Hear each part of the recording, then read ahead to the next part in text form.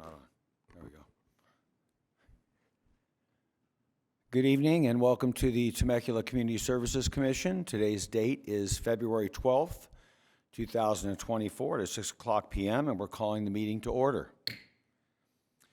We're going to start with the flag salute by Vice Chair Hawks.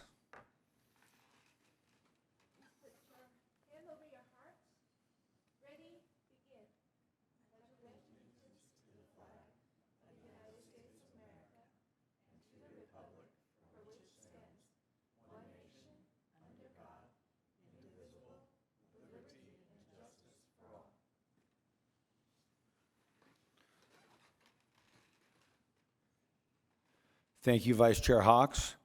We will now go ahead and go to roll call done by Isabel Aguilera. Thank you, Isabel. Commissioner Castro? Here. Commissioner Audi? Here. Commissioner Sizemore? Present. Vice Chair Hawks? Here. Chairperson Kingsburg? Here. All present, thank you. Thank you, Isabel. Appreciate it. We now are going to have a presentation by our Human Services Department. We have both Yvette Martinez and Cassandra Ambrose here tonight, and we look forward to hearing from you ladies. So thank you for being here. Thank you for having us. Good evening, Chairperson, Commissioners, fellow staff. It's good to be here this evening. I'm Yvette Martinez, Community Services Manager, and you all usually get updates from us about what's happening at the Mary Phillips Senior Center. But this evening, we're excited to share with you an update on the Margarita Rec Center. And so, as you know, back in December, we did have the ribbon cutting, and we've all been waiting patiently, anticipating the opening of the MRC. And thanks to Public Works and all the staff involved, we are finally open. So woohoo! Staff are now moved in, and over the next few weeks, our team will be preparing for the facility for spring programs and classes. We are in the process of planning the MRC open house, which Cassandra will provide that information to you in a moment. We did have a soft opening last week, and so as you can see from the photos here, we have already welcomed many new faces and visitors who have stopped by to drop off their ballot, take a tour, meet the staff, or join programs. And so we are currently open Monday through Friday from 10 to 3 as a vote-by-mail site. And this month we'll be hosting some inclusion programs there until we kick things off in the spring. So what can the community look forward to in the summer? As you know, the MRC will be a space shared by many generations, offering an array of program opportunities for people of all ages and abilities. And so just to give you a little glimpse about what to expect, the MRC will be home to our special needs programs. During the summer, youth can stop by for a free lunch as part of our summer meal program. We will be relocating that program to indoors inside the Margarita Rec Center, so that'll be really nice. We'll have a lending library, so we'll also be able to give an opportunity for access to books to our local youth. We'll be promoting literacy programs via our Camp SOAR program through a partnership with the Temecula Public Library. Seniors will have an opportunity for warm water pool aerobics, and then individuals with special needs will have opportunities for adaptive swim classes and much more. And so essentially, the Margarita Rec Center will be a place for all. It'll truly embody the spirit of community where everyone feels welcome, feels a sense of belonging, has access to resources, services, and enhances their quality of life. So we're really looking forward to it. And so with that, I'd like to invite Cassandra Ambrose, Community Services Coordinator. Cassandra has done an exceptional job with our programs, and I'm sure you all know how much she pours her heart into the program. So we're very fortunate to have her as part of our team. So with that, Cass is going to go ahead and give you guys a little update on programs coming up in the spring. Thank you.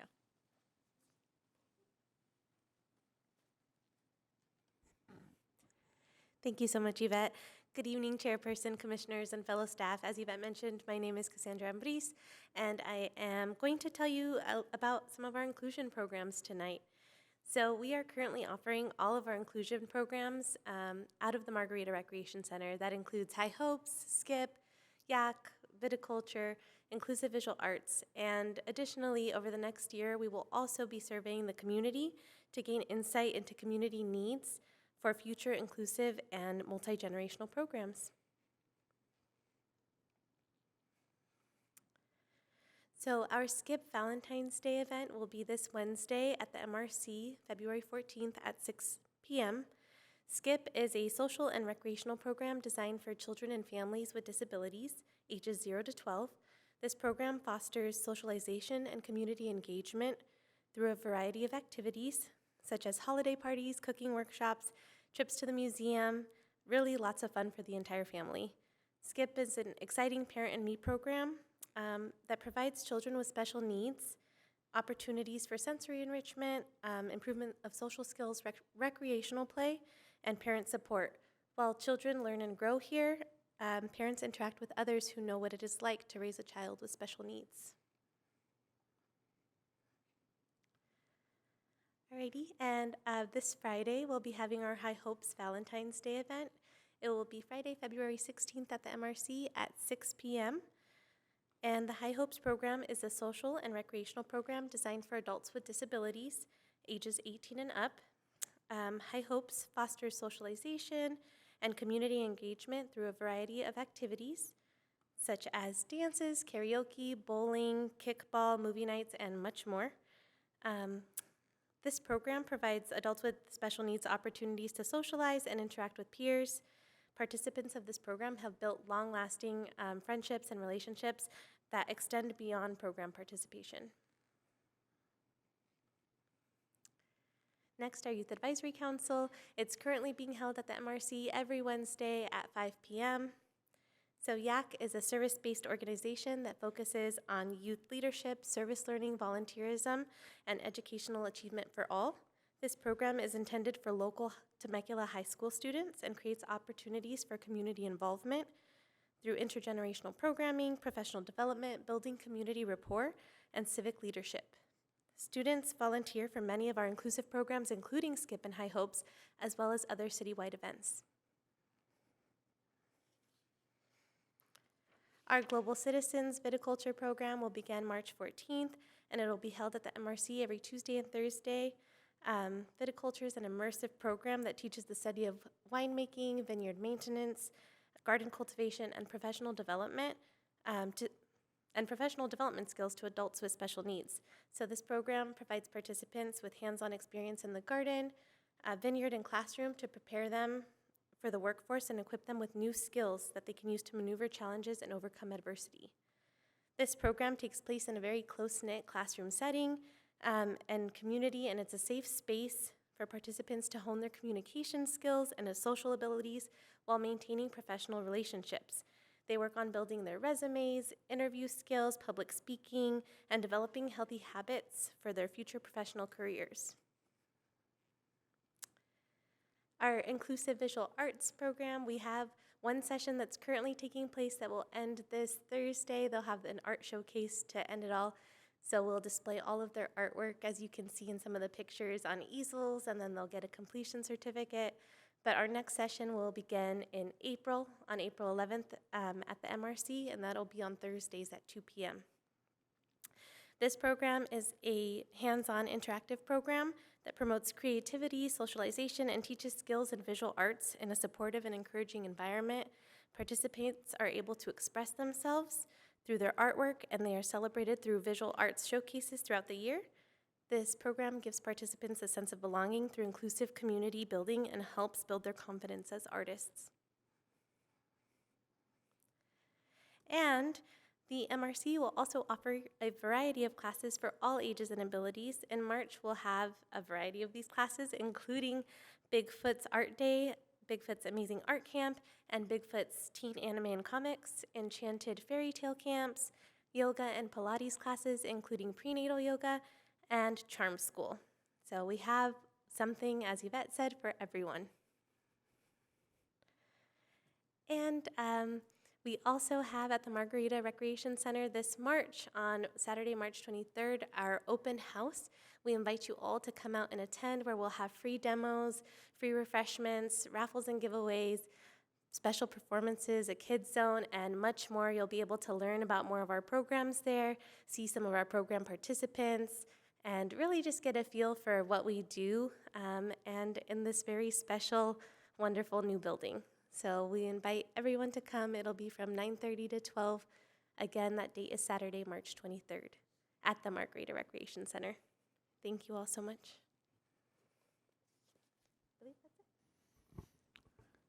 Thank you, Cassandra and Yvette, for sharing all that. Great to hear that update. I want to give commissioners a chance to either comment or ask any questions they might have. We'll start down on the far end with Commissioner Adi. Thank you so much for a great presentation. It's so exciting now that it's up and running. You know, we've been waiting for so long. A couple of things. First, I love the fact that this facility is very walkable for the community, the nearby community. So it gives now not only to the great park that we have there, but it gives great access to a community rec center. So it's great for the youth and all ages for that area. Secondly, just amazing with the inclusive programs that you're focusing on there too, to have more and new space. And I know that the new pool is a warm pool and a pool that is adaptable. So that's very exciting too. So you combine all of those things together. It's pretty special, along with the splash pad too, which is very popular. So thank you very much. Commissioner Sizemore? Thank you, ladies, for being with us tonight. It's always a pleasure to have you here. Beautiful building, lovely staff. Looking forward to seeing all these activities. I know when I worked on the Quality of Life Master Plan, one of our group discussions, we talked about the changing of our community where we don't have so many stay-at-home moms. We have moms that are working, and we saw that as a need to bring our services to the neighborhoods, closer to our residents to serve them. And I love seeing where this rec center is and how it's going to just be a community center right there for that group of residents that live around it, bringing the services to our people. Thank you. Commissioner Castro? Thank you for the briefing. It was great to see how in-depth the program is and what a wide variety of activities that are available. What is Charm School? So Charms, Oh, sorry.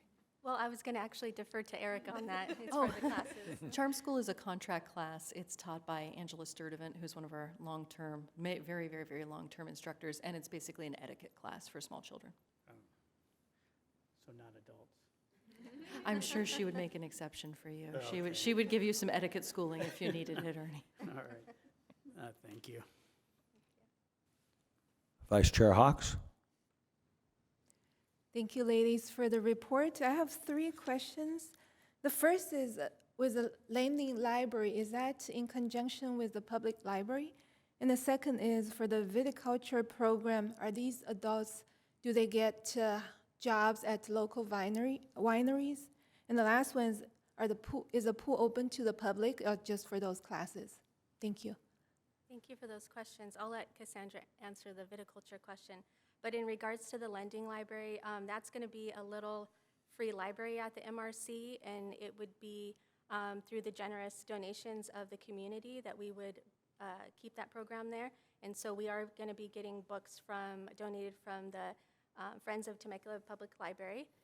We also have our Youth Advisory Council who will be doing a drive-through book donation. And so, you know, during operation hours, kids from TES or just from around the neighborhood can stop by and get a free book there.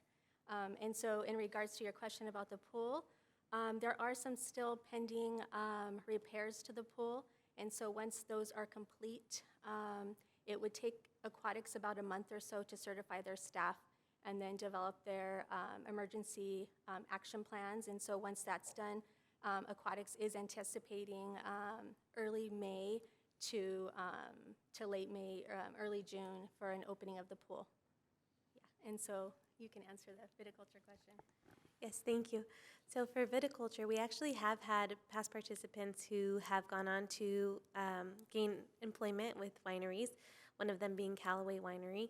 And so they do really gain useful skills that they can utilize in their careers if they're interested in going into a career in winemaking or vineyard maintenance. There's a variety of jobs, whether it's being a host at a winery, working in a restaurant there, or, you know, as I mentioned, the vineyard maintenance as well. So we have had some participants go on to do that. Others have just really benefited from a lot of the different professional development skills that we go over, including the resume building, interviews, public speaking, all of that. And some of them work for the city within our division, within our department, and others have gone on to gain employment in other places as well. So it really is a great program for everyone, whether or not their interests lie in viticulture or in gardening, because they gain a lot of really useful skills, whether it's from the socialization, from different classroom experiences and trainings that we do. They often also get their food handler certificate, so some of them go into the food service industry. And so really it's just a great program all around for adults with disabilities who are looking to just kind of better their professional skills. Thank you. Thank you. Well, thanks to both of you for being here. Really exciting. I want to echo the comments by Commissioner Adi and Sizemore as far as the accessibility to a large number of residents. I mean, there's certainly a lot of residents around the traditional sports park and CRC as well. But, you know, with the high school there, that blocks out, you know, a certain amount of space. And obviously that was our first. And so to put one in this area, I think is great. And I like what you guys have done with the opening. I want to say we had a pre-opening that staff, and I know we were invited to as commissioners back in December. And then it sounds like you had a soft opening this month, and now we've got a grand opening in March. So I like the way you guys are doing this in stages and really rolling it out there. Just one clarification for myself. Again, all the programs you mentioned, I'm heard of and familiar with. I know the viticulture's been going for a while, and that's just amazing to see that in our area with what we have as far as resources and all that. Just to verify, the Inclusive Visual Arts, is that an existing program or a new program? That is an existing program, so we've had it for a little while. Well, we've had it for quite a while now, but it's currently a staff-led program. And so we have it in 6-week sessions multiple times throughout the year. Okay. So we had our winter session that's coming to a close, and then we'll have a spring session coming up. It's a really great program. Participants do learn different painting skills, do follow-along paintings, and then conclude usually with a personal project of their own choosing. Nice. And so everyone kind of gains these awesome skills that they then get to put out in their personal projects, and it's just a really great class. Well, wonderful. Thanks again. Really great to hear from both of you tonight. Thank you so much.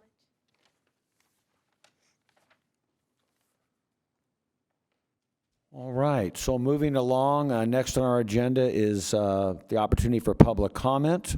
Do we have any public comment tonight, Isabel? There are no public comments tonight. All right, thank you for that. With that, then, we will go to our division reports. And first up, we have Patrice Brown. Thank you for being here, Patrice. We look forward to hearing from you. Thank you. Good evening, Commissioners. I'm happy to be providing the community service report tonight. Next slide. In our aquatics division, the first round of recruitment and hiring for lifeguards was completed and resulted in 21 new employees. The second round of hiring will occur at the end of March. During the school and holiday breaks, aquatic staff have taught several American Red Cross courses. Next slide. Aquatics team members reviewed in-water rescue skills, including passive rescues, active rescues, and spinal rescues, as well as one-person CPR, multi-rescuer CPR, and the use of AED.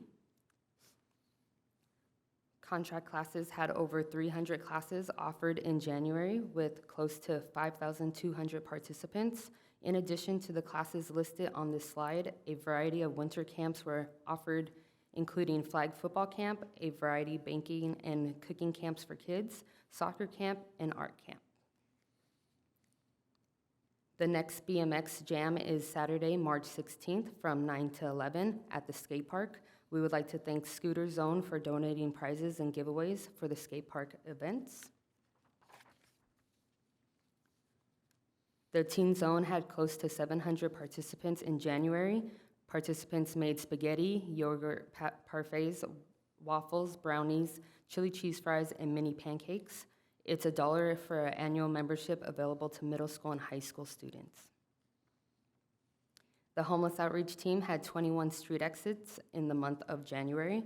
City staff and SWAG made an appointment with a family of 3 that were experiencing homelessness in Temecula. SWAG was able to connect and transport the family to the Path of Life Emergency Family Shelter Program in Riverside.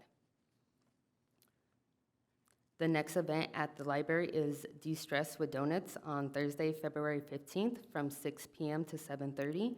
The displays included Read the Movie, Watch the Books, Science Fiction, Chapter Books, Martin Luther King, Winter Reads. In the sports division, local recognized youth basketball league is concluding their 2023-2024 season. City adult softball, kickball, and basketball leagues will begin their winter-spring season starting February 26th.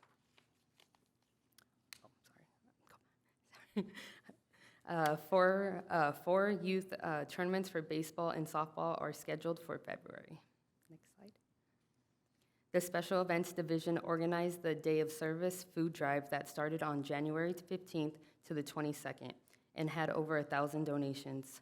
The Welcome Center had almost 500 walk-ins, and the upcoming events are special games, teen egg hunt, and the Easter egg hunt will be in March. The theater had over 4,600 in attendance for January.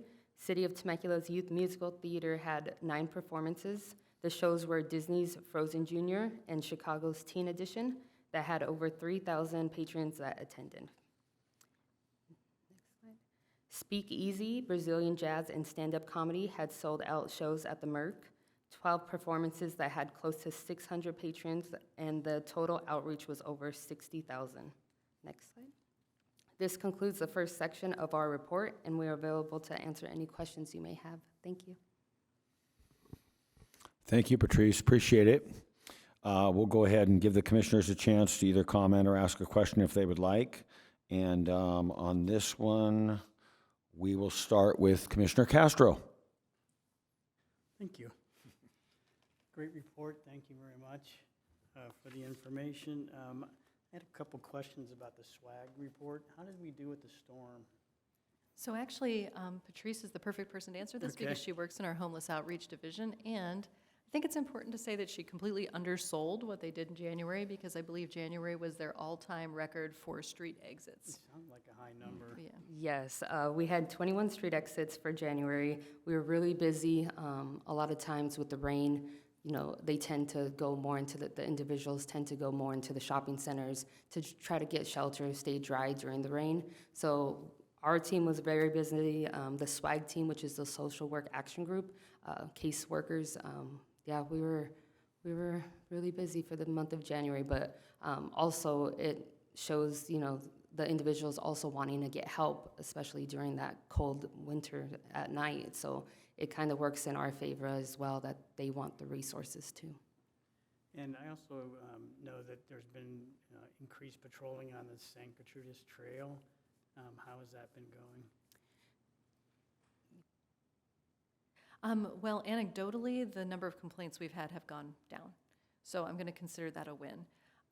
But we are trying to find a more systematic way of increasing patrols, including reaching out to Bike Temecula Valley to see about some morning rides, reaching out to BAS, which is our contract security provider, to have them do some morning patrols on the trails as well, and just generally trying to increase beneficial use of the trail system to decrease the unwanted behaviors. And the last thing, we went and saw Fleetwood Mac, I guess, was it Friday before last? It was really a great show. I mean, the theater shows you what a great asset the theater is. When we got there, we heard rumors you might have to show your Medicare card to get in, but it turned out not to be the case, and we had a great time. Thank you. Why don't we go to Vice Chair Hawks? Thank you, Patrice. So I just want to follow up on the swag too. I also noticed that seems the Target shopping center is a hot spot as well. Is that also the patrols being increased there? Yes, the Target Shopping Center, it used to be an old 24-hour fitness gym. So yes, we are frequently going there to offer resources. And then also the RSO team has been aware of that situation, and so has code enforcement. Thank you. I think that brings up an important point, which is that there's a lot of issues related to homelessness that our team alone can't address. So they have to work hand in hand with law enforcement and with code enforcement. In that case, the Target Shopping Center, it's private property. So if there's debris or some kind of mess left behind, we can't go in and clean it up for them. We have to ask the private property owners to clean it up. And sometimes they're not very responsive. Sometimes they are. But when they're not, then that sometimes creates a situation where people might get arrested for trespassing or something else. They go to jail for 4 hours, they're released, and they go right back where their stuff is. So we're really trying to work on ways to speed up that process of just keeping things as clean as possible and as efficient as possible so that we can have the biggest impact. Thank you. Yeah, appreciate what the team is doing. And now a different question regarding the distress with donut, or I remember seeing other programs for adults. How well are those programs attended at the library? I don't know offhand how many people came to De-Stress with Donuts, but the adult reading program has been very popular. A lot of the adult programs are quite popular. Not as much as the kid one. Normally with youth, we fill to capacity, so adults usually are a little busier and not able to attend as many, but it is very popular. And we had a huge turnout for, I can't remember which event it was. No, it was one of the other ones where, can we go back to the library slide if that's possible?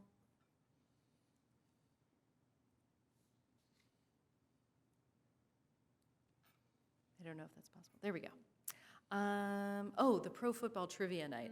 Ginger was saying we had a huge turnout of, as you can see in the picture in the upper right, of dads who turned out for that one, which most of the adult events that we have tend to get more women than men.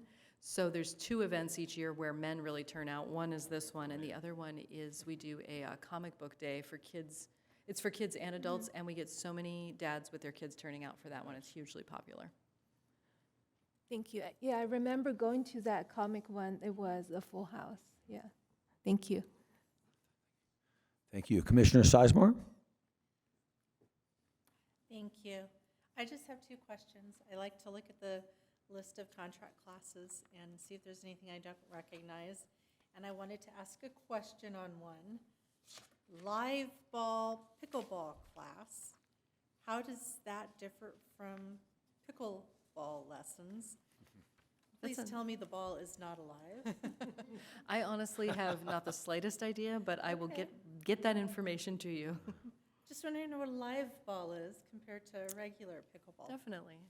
And then the Welcome Center, do we keep track of like what type of, you had a report of what, how many walk-ins we have. Do we keep track of like what people walk in and request? We do. They just kind of keep a casual log of not just what people request, but also where they're from, which has been really interesting. So periodically they're able to say, we had people from, foreign country far away. And it's really cool to see those people coming in. So. Okay, so they're kind of showing up as though it's the city's welcome to Temecula Center. Yes, most times people are coming in. I think the number one question they get asked actually is where the restrooms are. Or the police station. But they do get a lot of people asking for information from VTV, like information related to tourism.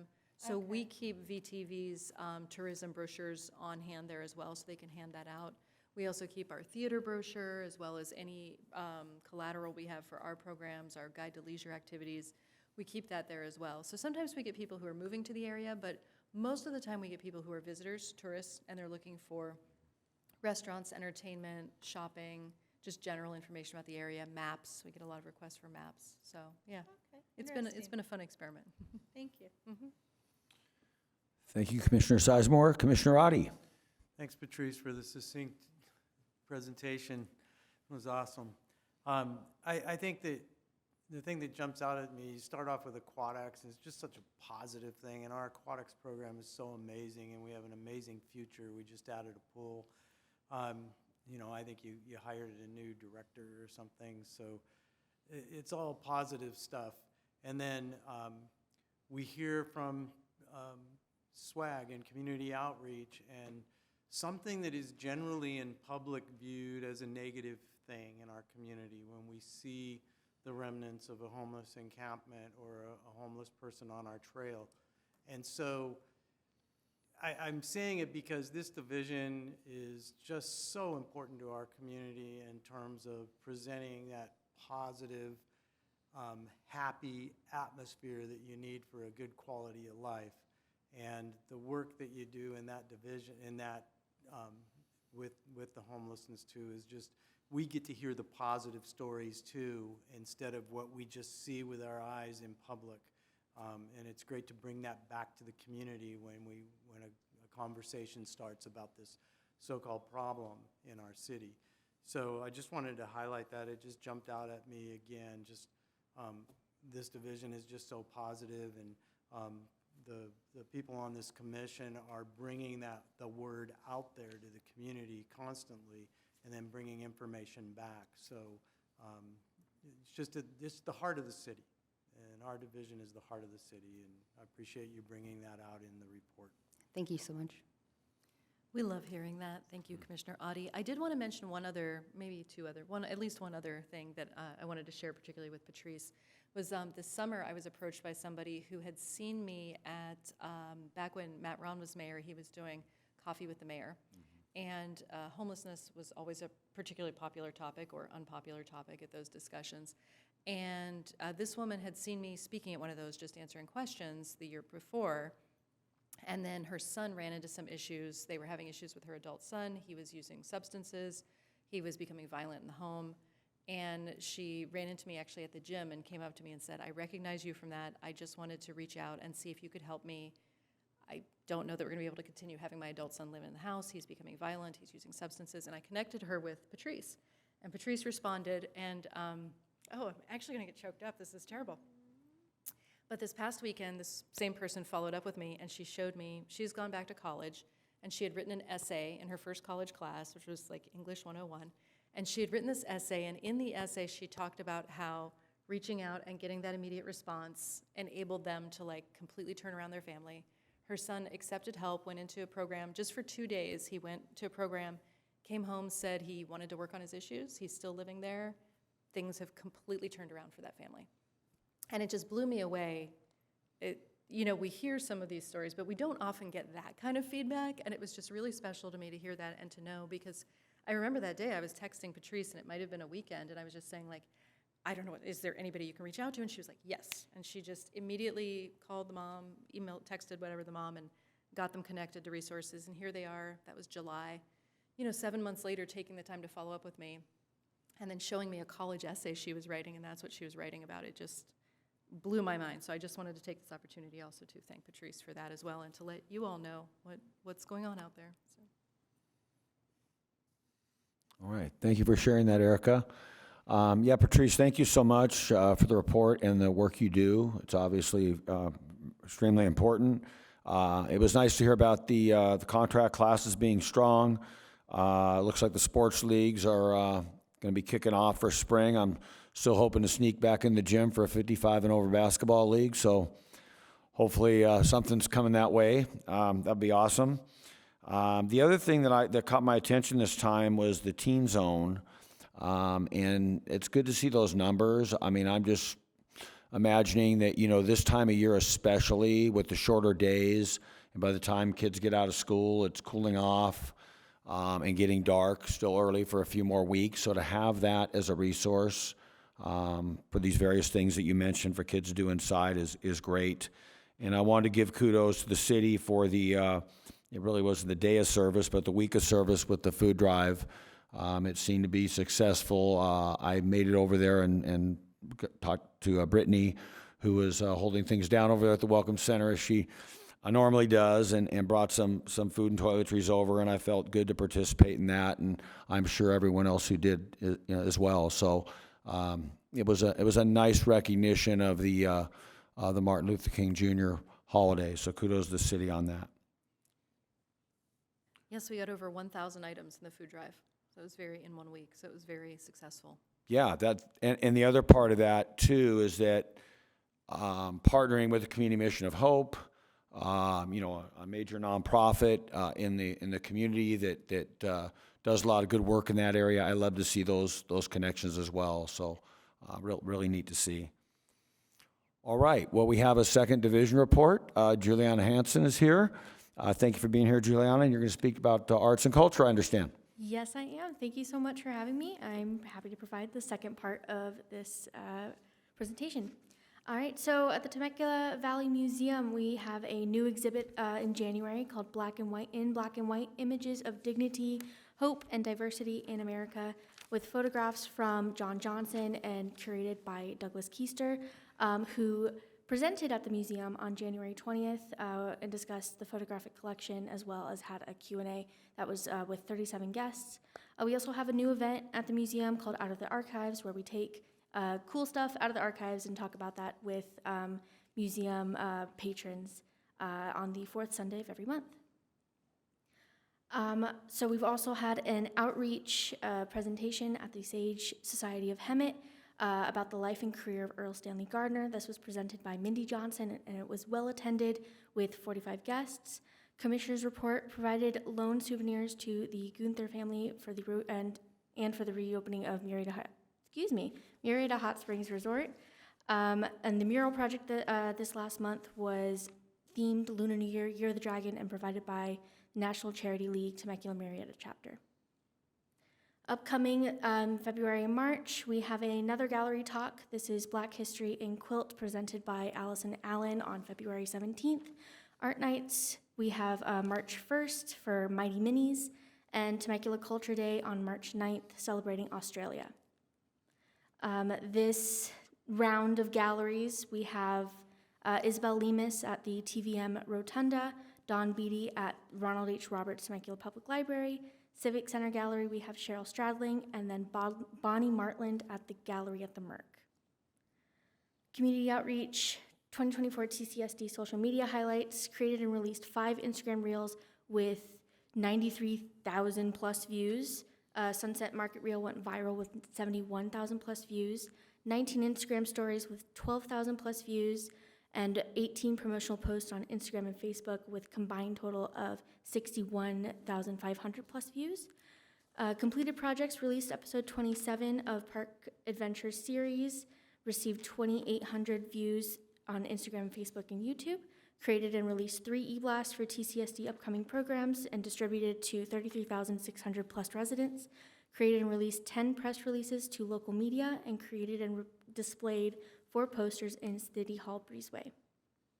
High Hopes, January 5th, High Hopes held their New Year's party at the TCC with music by DJ Jeff Waddleton. Participants enjoyed refreshments, dancing, and a New Year's countdown. January 19th, High Hopes held game night at the conference center with 65 participants. A variety of games were provided, including card games, cornhole, and Just Dance. Special thanks to Mayor Stu Stewart for stopping by. This January, the Inclusive Visual Arts class kicked off their winter 2024 session with 12 participants. Frida Kahlo was introduced as the artist of the session, and participants learned about her life, her art, and more, and then continued to create their own art along with paintings titled Twilight Forest and Northern Lights. The Youth Advisory Council in January worked on goal setting and participated in several classes, including a cooking workshop, teen driver safety workshop with CHP officer Mike Lassig, and a public speaking workshop. Senior Services AA support group was held on Thursday, January 4th. It was the first meeting of the new year at the Mary Phillips Senior Center. These meetings provide a safe environment for those that have a desire to recover from alcoholism, addiction, and codependency. Meetings are every Thursday from 7 to 9 p.m. MPSC New Year's event was held on January 11th. It was a luncheon and very fun. Seniors were treated to delightful performance by the Senior Center Choir, and we're honored to have special guest Ready Commission Chair Jackie Steed. Jackie Steed added to the enjoyment, ensuring an entertaining and engaging event for all. Warm Center. The MPSC is a designated warm center during the winter for anyone in need of temporary relief from the cold. Hours are Monday through Friday, 9 a.m. to 4 p.m., and Saturdays when daytime temperatures drop below 40 degrees. The Warm Center had 235 participants in January 2024. Senior excursion to the USS Midway was January 16th. There were 20 seniors and 3 staff that were taken via the Human Services Shuttle. Seniors were able to explore through the ship's vast features and learn about its significance in American history and experience aircraft used during World War II. Many had lunch on the dock, overseeing the beautiful ocean cityscape, and got to explore Seaport Village a little bit. Senior Arts and Crafts program was on January 24th with 7 seniors that participated in painting wooden gnomes. Coffee and pastries were served, and the seniors had so much fun painting the gnomes and were very creative with their color choices and design. Youth Innovators Program are Wednesdays from 4:30 p.m. to 5:30 p.m. There were 3 meetings in January, 12 high school students per meeting on average. Students facilitate youth programs and city events, including College Fair, Junior STEM Camp, Rocktober, and Young Women's Career Conference. Junior STEM was Wednesday, January 24th from 5 p.m. to 6:30 p.m. There were 18 middle school students in attendance and facilitated by the Youth Innovators. Students learned the fundamentals of STEM and its concepts through presentations, demonstrations, and hands-on activities. Internship and fellowship program. City of Temecula's Workforce Development Department offers various internship opportunities for high school graduates, undergraduate, or graduate college students who are looking to gain valuable experience by working with their local government. We've had 14 interns during the month of January 2024 in the following departments: community services, economic development, emergency management, and the city manager's offices. Externship program, there's 1 extern during the month of January, and they were completing their externship in the following area: media. And thank you so much. That concludes our presentation. Thank you, Juliana. Appreciate it. We'll give commissioners a chance now to either comment or ask a question, and we will start this time with Commissioner Sizemore. Thank you very much for being here with us, Juliana. I appreciate seeing you tonight. Wonderful report. I love everything in it. I love seeing the senior excursions. Remember when I was young, I would go on some of them with my grandmother in her city, and that was always enjoyable. So I'm glad to see that that's something that we still have. I had a question regarding the Mighty Minis that's coming up. Is that, I know last year there was like you put your ticket in, you bought it. Is that every year? Yes, that's a fundraiser for the Theater Foundation, so that helps Okay. support the Arts Connection program, which is the free field trips to the theater for Temecula Valley Unified School District. Great. I will Thank make you. sure to have cash on me to buy extra tickets. Thank you. Thank you, Commissioner Sizemore. Let's jump over to Commissioner Castro. Hello, thank you for the report. I was at the art show saw you at the art show this past Friday or week before. I really enjoyed the watercolors, and I'm blanking on the lady's name. That was It's Bonnie Martland. Bonnie Martland. You would have enjoyed it, Jeff. I didn't have to judge any of the art. I just had to enjoy it. So, I didn't have any questions, but thank you for a great report. Okay, let's go to Vice Chair Hawks. Thank you, Juliana. For the report, I have a question about the out of the archives. Can you elaborate a little bit on it? Yeah, absolutely. So we have decided to kind of open our archives just a little bit to our guests to kind of like spread information and on like the cool things that we have in our archives. We have a bunch of really, really cool artifacts that we don't want to just keep hidden away. So Mindy Johnson, who's one of the staff at the museum, she took initiative and she decided that she's going to do some research on these objects and bring them out the fourth Sunday of every month, just to show them, share the information with those who decide to come to the museum that day. Thank you. I thought that was a wonderful idea, just to bring out some, because you have the regular exhibit and then you bring out the old collections, and that's wonderful. Thank you. Of course. Thank you, Vice Chair Hawks. Commissioner Adi. Thanks so much, Juliana, for a great presentation. Thanks for being with us tonight. I just always am impressed with the ongoing cultural experiences you provide, educating our community on diversity and those different cultural experiences. And also for Commissioner Castro, I used to work with Bonnie Martland, and she's just an amazing artist, amazing person, a Temecula icon. And we have so many homegrown artists here too that are so special. But Bonnie is very special to me, and she's a former teacher, a former service in the Army, and just a hero for Temecula. Yeah, thank you, Juliana, again, appreciate it. I was going to comment also, as Commissioner Sizemore did, on that senior excursion. It just makes me happy to see that. I mean, to see those folks out and having a great time and getting down to something like the Midway, that's great. I did have one question. I was just curious, my curiosity got going on the outreach event. Is that something we do periodically?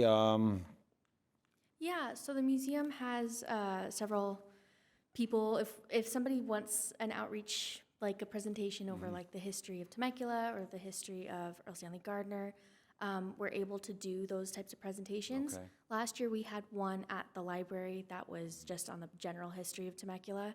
And this year, like I said, it was Earl Stanley Gardner. Through that presentation, we've gotten more people asking for us to do outreach. But yeah, this is something that we offer at the museum.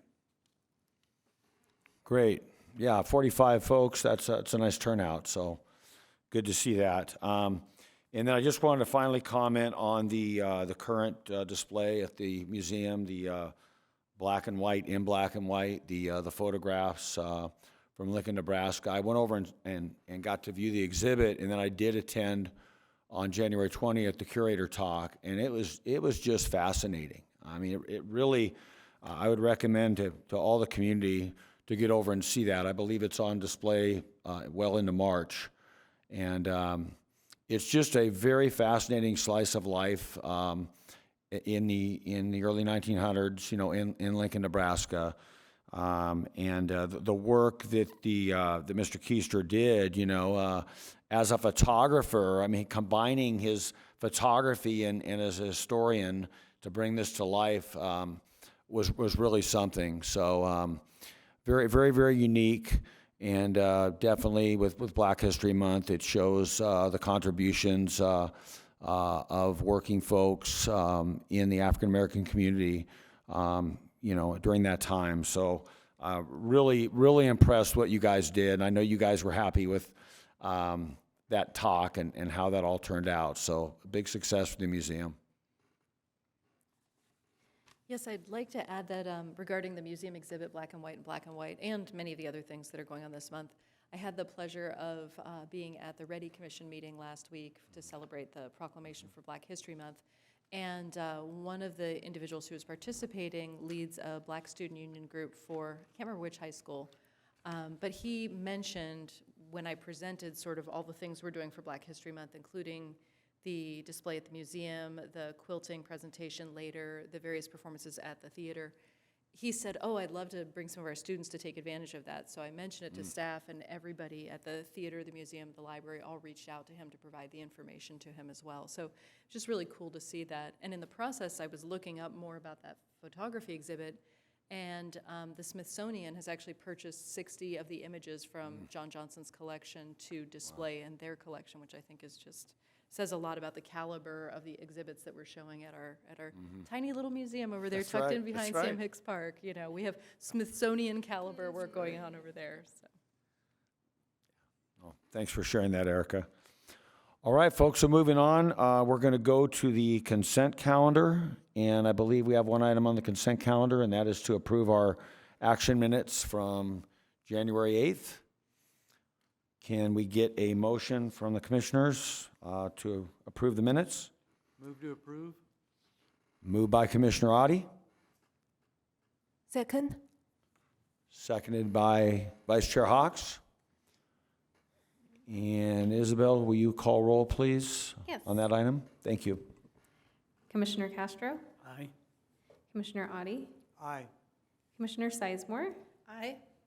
Vice Chair Hawks, Aye. and Chair Kingsburg. Aye. The vote is unanimous. The motion is approved. All right, thank you, commissioners, and thank you, Isabel, for facilitating that. We are going to move to our director's report. Ms. Russo. Yes, good evening, everyone. I feel like I've said a lot this evening just in the course of the presentations given by Patrice and Juliana, so I'm not sure I have a lot more to add except to say how humbling it is to be part of this department. Just for some reason, I think January just seems to be a strangely busy month, but just looking back over the last couple weeks, having the ribbon cutting at that beautiful new Long Canyon Creek Park, all of the wonderful things you just heard about represented, being able to represent what we do at the Ready Commission presentation. It's just given me an opportunity to reflect on truly the breadth and depth of what we offer in this department, and it just boggles my mind every time. So I enjoy these reports, I think, as much as you do, because it gives me this refresher course on kind of everything that's happened in the last month, and it's always impressive how much has happened. We had one other homeless outreach activity that I don't think was in this report, because it was actually in February, but just so everyone's aware, I was leaving City Hall maybe 2 weeks ago. I was meeting my daughter for lunch. I was walking down the front steps, and I saw a young woman sleeping on the front steps, which is very uncommon. We never see that here. And I saw her kind of wake up, and she looked very young. So I texted Lacey Sizzler, who's managing homeless outreach now, and she texted her team.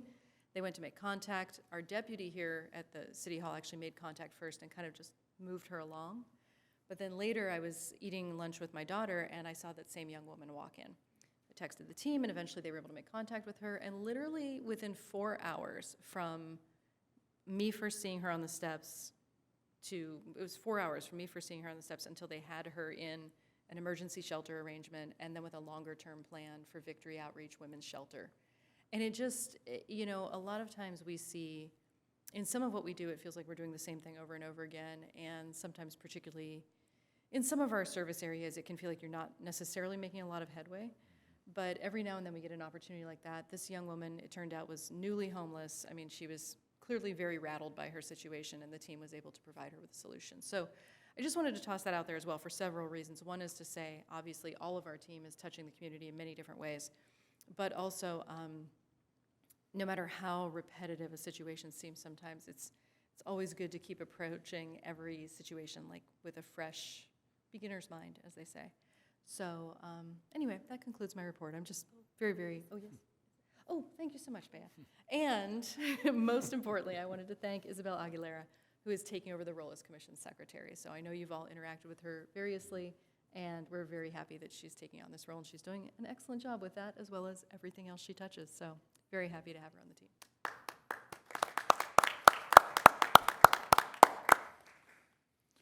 Yes, thank you. Welcome, Isabel. Appreciate all you've done and look forward to working with you. So now we're moving on to commissioner reports. I'm going to actually buck tradition for a moment here. Can I And ask a question for? oh, whatever- please, yeah, go ahead, Mr. Castro. We had an outreach for the skating rink. What is the latest with the skate park? Oh, with the skate park, yes. So they had I think it would have been the 4th and final community outreach meeting. They're pulling together the final design, and it will make, I believe, one more pass by Parks and Rec Subcommittee before going before council. Would you all like to see a presentation on that? It was perfect. Yes, I'm so glad you brought that up. We'd be happy to bring that in. I'll have somebody come in to our next meeting from the Public Works CIP division who can give you a presentation and show you kind of the final design. And what's the mood in the community? Because I went to one of the first ones and they were very motivated to provide input. Yeah, it's very positive now. I think we had one small subsegment of the skate population who suddenly became very nostalgic for the old skate park and didn't want to see it go away. So, but they seem to have kind of gotten on board. They provided a lot of very granular feedback, and we have a really good consultant on that project who's very skilled in that arena. So they incorporated all the feedback. I think everyone is pretty happy. The main complaint we're getting is that people really want to see more skate amenities. So they'd kind of almost rather that we kept that one and put in a new one somewhere else. There's really no other good footprint for putting in one that size in any of our other parks. But I think long-term what we would like to look at doing is putting in some small, just very small, like drop-in skate amenities throughout the community. The idea being eventually that kids would be able to skate from their home to a neighborhood drop-in, like the community group, but like a neighborhood drop-in site where they could just drop in and skate a little bit. Not every place would be a huge, elaborate skate park. But yes, we'll get a presentation in here. I'm glad you brought that up. Yeah, 'cause I'm surprised there was people that wanted to keep it, because there was a lot of comments that it was old-fashioned and then that it was it was kind of not in great condition and it was hard to skate in. Yes, for years, all we had heard was your skate park stinks in no uncertain terms, very colorful language. And then as soon as we started moving to demolish it and renovate it, we heard, that's a piece of my childhood, you can't get rid of it, so. But I think everybody eventually has gotten on board with the new design. Thank you for the information. No, thank you for asking, I'm glad you brought that up. Okay, so we will now go into commissioner reports. As I started to say, I was going to go ahead and buck tradition a little bit here and just speak to one part of my comments first, and then I'll step aside and come back and finish up at the end of the meeting.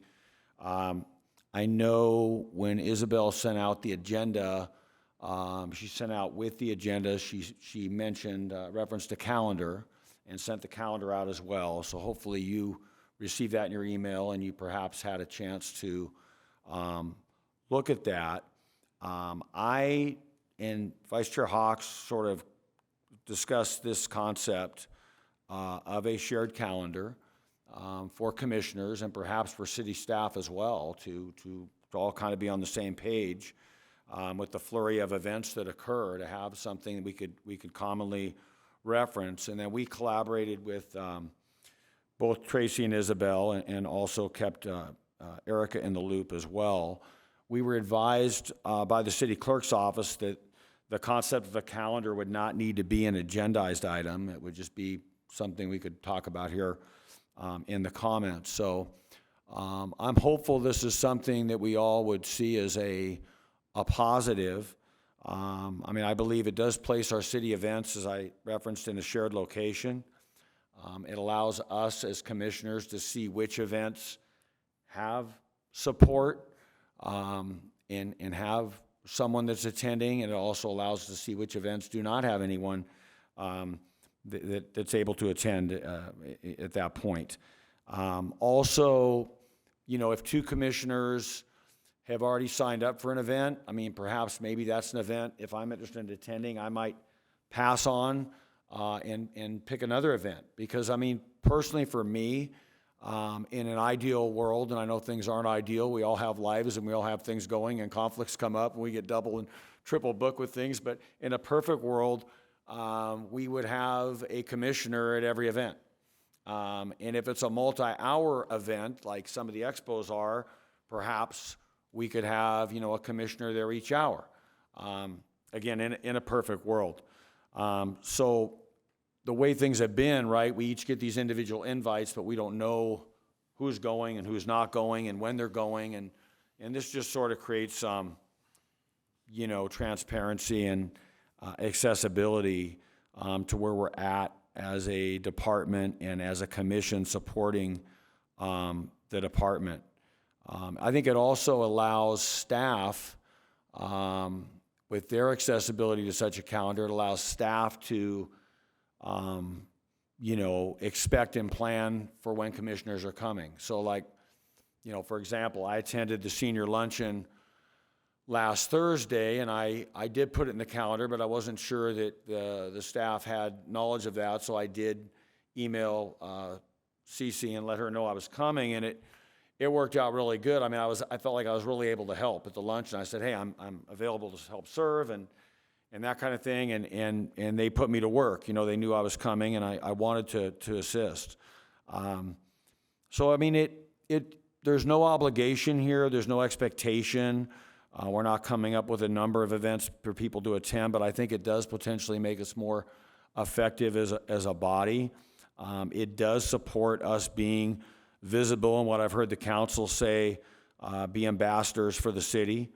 And so with that, you know, you're welcome to comment on that in your commissioner report or not, or you're welcome to share other things as well. But that's kind of where I was going with that, and I appreciate the opportunity to be able to at least share that thought process with you, and the process working with Vice Chair Hawks and the staff as well. So with that, we are moving on commissioner reports to Commissioner Castro. Thank you. Recently attended the initial outreach for the Ronald Reagan Trails Park. Thought that was a great idea, and it was interesting to hear what's going to be going on with the park and taking advantage of the space we already have. I think that's a great program, and I'm looking forward to seeing that move along. I also liked I was at the ribbon cutting, although I didn't get credit for I will never live that down. I'm so sorry. I told him this is why I never name people by name. I just say, and we have many commissioners here. And I thought, no, I will name everyone. Oops, sorry. But I really like the themed parks and seeing they're getting upgraded and updated. So that's all I've got. And I'm a big thumbs up on a calendar. All right, well, thank you for that. Appreciate it. Let's go to Commissioner Audi. Yeah, so I'll give a thumbs up on the calendar. Great idea, let's do it. Yeah, good job. I was at the same public outreach with Commissioner Castro and some other commissioners from other commissions. Something that we offer that's amazing, it was brought up about the skate park outreaches and, you know, how that was able to come to where it is today because of the community input. I just am so excited, and well, I mean, I was thrilled because it's a 15-year-old idea that I was involved with when it came up before, and it's just an exercise in resilience that the city is now, they've got it on, and it sounds like they're gonna move on it, but it's a bike park right in the middle of our city. It's really special, and I was excited. And then Erica, you know, toned me down a little bit and reminded me of all it takes to open a park with all the facilities and issues that come with it. But, you know, I do think that, you know, the way the city works and the way they open up to public opinion and do things collaboratively, there are some great ideas to deal with it and make it very special. So it was great being there. I was able to get out to the theater on Saturday night, and I'd like to kind of frame this as we heard all this about being active in Temecula tonight from all the reports and the new rec center, and we have just so many things we do that are just so active and healthy, and then we've got this gem of Old Town down here that it's kind of like the icing on the cake. After you had your active day, you can come down and have dinner and listen to some music at the Merc. I got to hear one of my former students playing at the Merc, and then go into cross that river at the theater, celebrating Black History Month. And I'm amazed at the talent that we bring in to our little theater there. The talent was just unbelievable. And Alan Harris, the guy that wrote the musical, also was the lead actor in it. And he played music and sang and acted, and it was just very, very, very special. And it's just a great way to get together with friends, or, you know, go out with your partner and enjoy something very special. But I was very, very impressed with that evening. So I want to, you know, again, thank the division for all you do to giving us a place that is just top quality, and you're a huge part of it. So, thanks. Thank you, Commissioner Audi, and thank you to both you and Commissioner Castro for attending that meeting on the bike trails. It's good we had representation there. Let's go to Commissioner Sizemore. Thank you, Chair Kingsburg. I attended the art night. Always enjoy attending that. Had a nice evening in Old Town, got dinner with my family. Attended the park ribbon cutting at Long Canyon Creek Park, one of my favorite parks, and I'm looking forward to one day having restrooms there. And I do like the idea of the calendar. That will be great. Thank you. Vice Chair Hawks. Thank you, Chair. And first, I want to say I appreciate Director Russo. You gave that story about the homeless woman you reached out. Sometimes I think we look at the report, we look at the number, but didn't connect the number with the face, and it could be the same number, but different person get helped. So I really appreciate that. And somehow with the calendar, I didn't receive it. When did you send it, Isabel? So I sent it out last Thursday, I believe. Okay. So I'll double check on Yeah, that. Make sure maybe. that you get the link for it. So my apologies. Yeah, I didn't receive the email, but Okay. I appreciate Chair Kingsburg came up with the idea, and then we talked about it, and we thought it's good for all the reasons you already shared, and I appreciate that all the commissioners supported that idea, and I look forward to seeing that one. And then I'm wondering if we can get a report on the park, like you were talking about, 2 of our commissioners went to the park. For the trail, I thought it's for a trail, or is that a park? Yes, so that was the first community meeting, and the idea is to develop trails on, if you're standing at Ronald H. Roberts Temecula Public Library, and you're looking down the hill to Ronald Reagan Sports Park, basically that hillside, which is already sort of an impromptu trail system that people walk across the hills. I live near there, and that's where when my kids were little, that's where I took them on all of our nature walks. Like, we walk that area constantly, so I'm thrilled for there to be trails there. So yeah, that was the first community meeting. There will definitely be more. I'm having a meeting later this week, I believe, with some of the public works staff to kind of regroup on that topic, because I do feel like there were a few things in that meeting that maybe could have been a little better, a little more dialed in. And they put out a survey, which I think could have used, I'm sorry? It's online. Yes, So- and I believe it could use some refinement.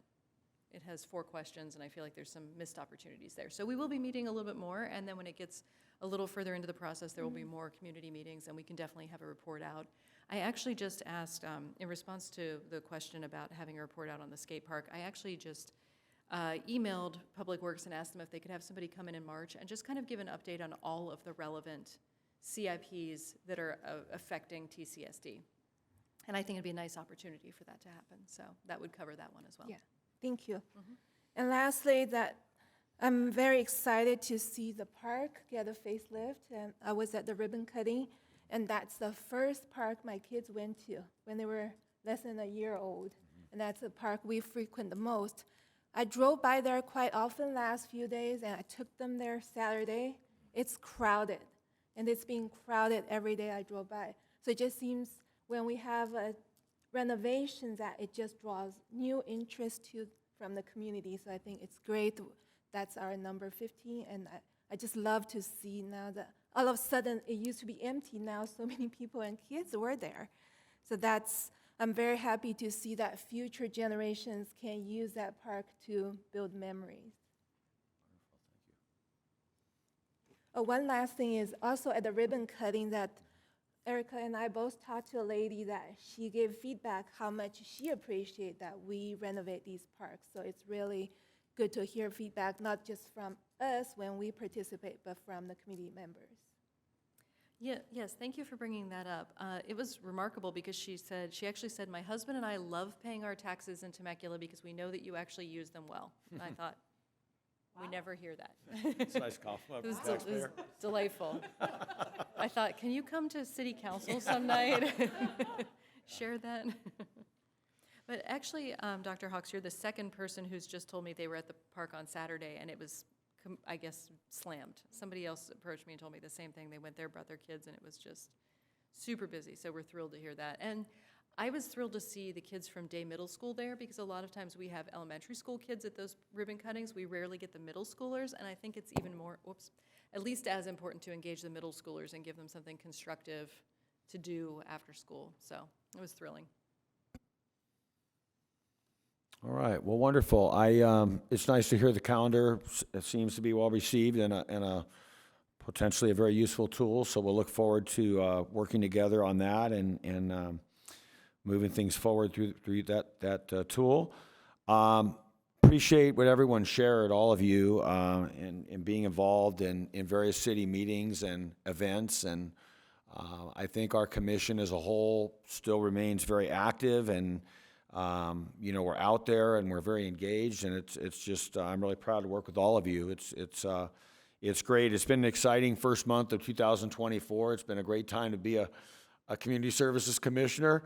I just had a great month as far as the variety of things that I was able to do. Some of them I already mentioned, but with Commissioner Oddie mentioning the theater 2 Saturdays ago, I attended the Bohemian Queen tribute over there, and so nothing like getting a little Freddie Mercury over there in the Temecula theater, and it was a good show, and all the Queen favorites, and every time I've gone to a show over there, it's just been fantastic. I mean, it's nice to be able to have that as a resource in your community. Ditto on the Long Canyon Creek playground reopening. I was able to get over to that. And I did like, as Erica said, to have the middle schoolers there and involve the kids from the school district. That's great. I mentioned the Sweetheart Luncheon, and then finally last week I was able to get over to the Culture Day that I know Juliana helped orchestrate over at the museum, and it was on Vietnam. And I'm excited because about a year from now I'm going to be taking a trip to Southeast Asia, including Vietnam. So any of those countries that you guys keep bringing forward, I'm sure I will be there, getting any bits and pieces that I can. But it was well attended, and you had a very nice day, and the food was good too. I know Commissioner Castro would appreciate hearing that next time he gets over. So anyway, with that, it was a great month, and look forward to the coming months. And with nothing else, then, we will adjourn the meeting. It is 7:12 p.m. We are adjourned. Our next meeting will be 4 weeks from tonight, Monday, March 11th, in these chambers at 6 p.m. Good night, everyone.